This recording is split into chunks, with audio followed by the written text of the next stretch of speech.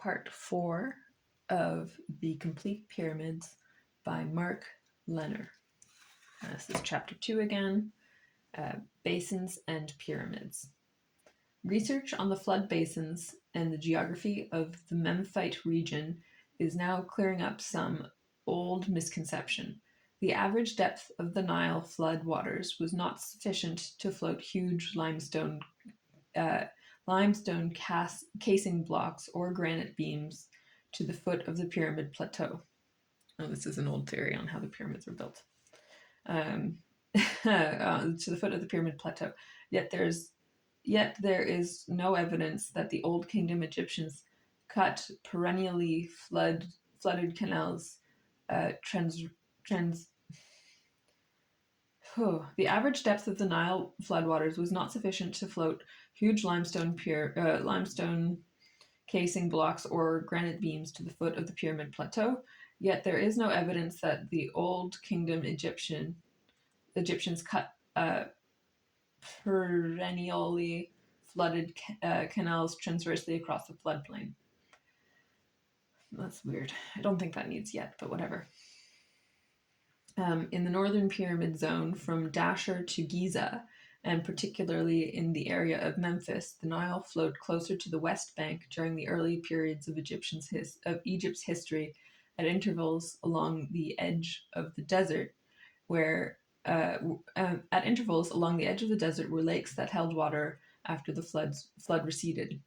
These probably existed in front of pyramid sites such as Abu Sir, I know how to say this one, Saqqara, Dashur, and possibly Giza, where perennial lakes did not occur. Oh, sorry. Giza was the end of that sentence.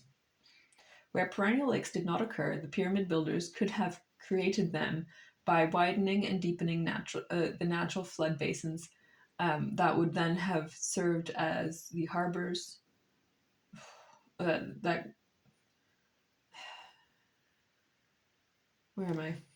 widening and deepening natural flood basins that would then have served as the harbors that every standard pyramid complex required. It is possible that the older canals that still survive near the escarpment at Saqqara and Abu Sir, particularly the Ba el Ibni, are vestiges of ancient channels.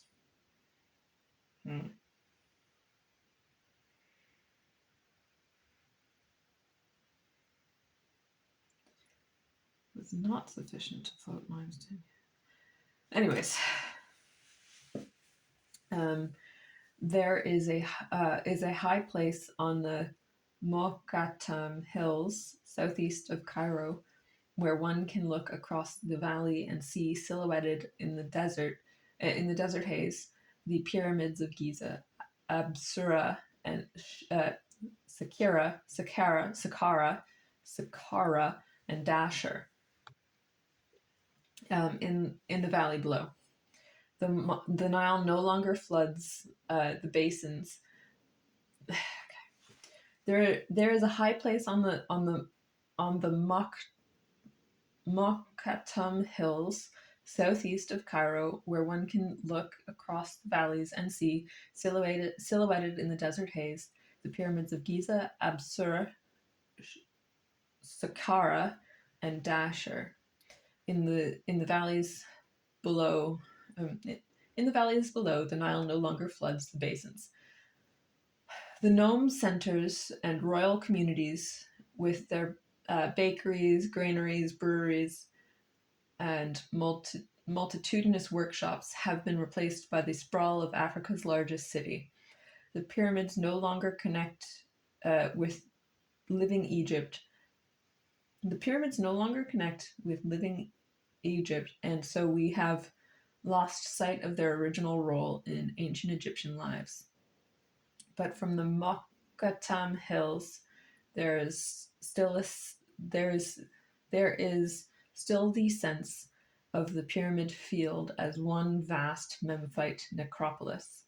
The pyramid standing against standing as giant tombstones of distant god kings. Just a thought. Oh, hey, that's the end of the chapter.